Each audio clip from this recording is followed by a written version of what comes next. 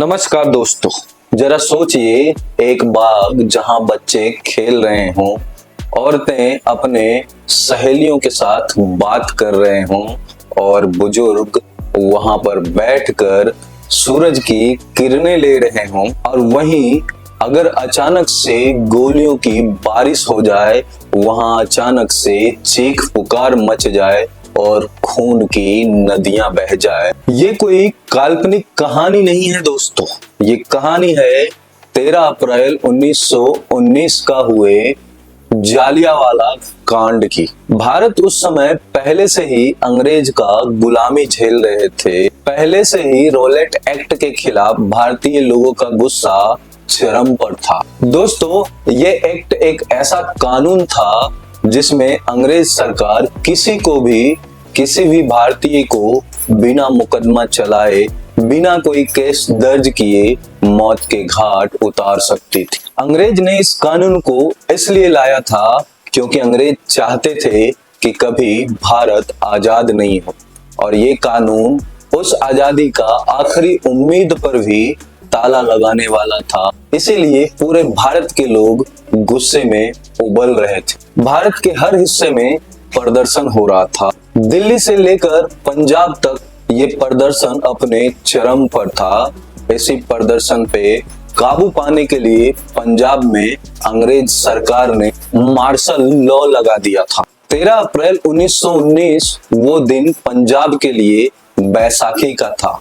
बैसाखी पंजाब के लिए सिर्फ एक त्योहार नहीं था, बल्कि साल के नए फसल आने का, खुशियां मनाने का दिन था। उस रोज जालियांवाला बाग में हजारों लोग आए थे। कुछ लोग त्योहार मनाने आए थे, तो वहीं कुछ लोग अपने हक के लिए आवाज उठाने आए थे। लेकिन किसी को ये नहीं पता था कि आज का दिन उनके लिए इतिहास का सबसे काला दिन बनने वाला। शाम करीब 5 बजे जालियांवाला बाग में एक अंग्रेज ऑफिसर पहुंचता है, जिसके साथ 90 सैनिक होते हैं और हर सैनिक के हाथ में एक हथियार होता है। जालियांवाला बाग चारों तरफ से बड़ी दीवारों से घिरा हुआ था। उसमें 1-2 ही गेट थे और वो भी बड़ा ही तंग।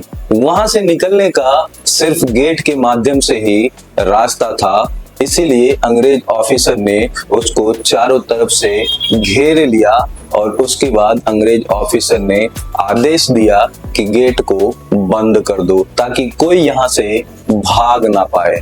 और फिर उस अंग्रेज ऑफिसर ने बिना कोई चेतावनी दिए आदेश देता है सैनिकों को कि फायर करो। अचानक से आसमान गोलियों की आवाज से गूंजने लगती है।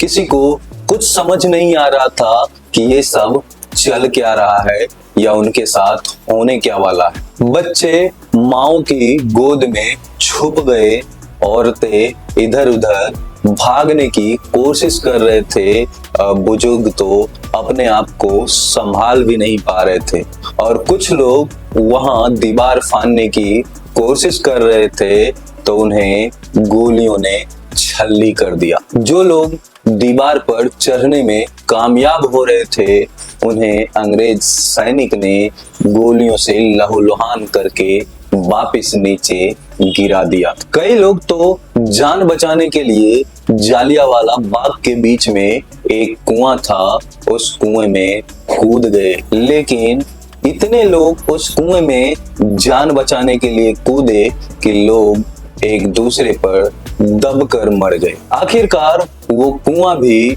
लाशों से भर गया। सिर्फ 10 मिनट तक वहां धुआंधार गोलियां चला, लेकिन उन 10 मिनट में करीब हजारों लोग मारे गए। सरकारी रिपोर्ट यह कहती है कि वहां 379 लोग मारे गए थे और 1000 से ज्यादा लोग घायल हुए थे।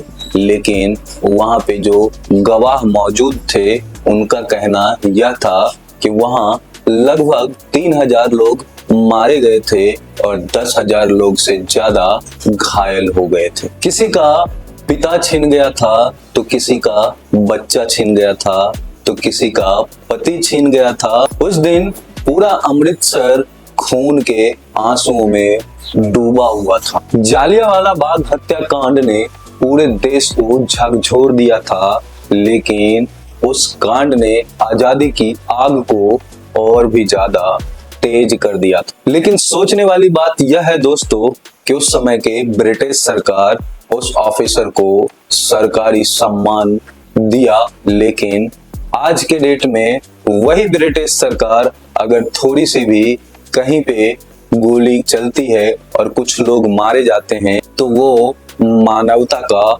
हवाला देता है। वही सरकार एक दिन पूरे भारत में निर्दोष लोगों को मारता था और उस पे कहर ढाता था, शोषण करता था। और वही सरकार आज के डेट में उसकी नीयत कितनी बदल गई है। वही सरकार है ना जिसने उस ऑफिसर को राष्ट्रीय सम्मान दिया था, जिसके बाद रविंद्रनाथ टैगोर ने अंग्रेज के द्वारा मिला हुआ सम्मान को उन्होंने वापिस लौटा दिया था। उस समय उस ऑफिसर को पूरी दुनिया में आलोचना का सामना करना पड़ा, लेकिन फिर भी अंग्रेज सरकार उसे सम्मान दिया। आज 107 साल बाद भी दोस्तों अगर आप जालियांवाला बाग जाते हैं तो वहां आज भी उन मासूमों का निशान आपको मिलेगा। जालियांवाला बाग के दीवारों पर आज भी आपको गोलियों का निशान मिलेगा। वो निशान हमें याद दिलाती है कि हमारी आजादी जो मिली है कितने बलिदानों को देने के बाद मिली है। ये नहीं कि एक अकेला महात्मा गांधी की आंदोलन से हमें आजादी मिली है। दोस्तों हमने महात्मा गांधी के ऊपर भी वीडियो बनाया है, तो आप जाकर जरूर देखिएगा, एंड स्क्रीन में लगा दूंगा। जालियांवाला बाग सिर्फ एक जगह नहीं है दोस्तों, बल्कि ये उस कुर्बानी की प्रतीक है जिसने हमें गुलामी की जंजीर को तोड़ने का ताकत दिया। तो दोस्तों इस कहानी पर आपका क्या मानना है आप हमें कमेंट बॉक्स में जरूर बताइएगा, और उन वीरों के लिए जय हिंद जरूर लिखिएगा। दोस्तों अगर हमारी वीडियो आपको अच्छी लगी हो तो अपने दोस्तों के साथ शेयर जरूर कीजिएगा, और ऐसे ही वीडियो देखने के लिए हमारा चैनल एक्सप्लोर राहुल को सब्सक्राइब जरूर कीजिएगा। फिर मिलते हैं ऐसे ही एक नई वीडियो के साथ, तब तक के लिए जय हिंद।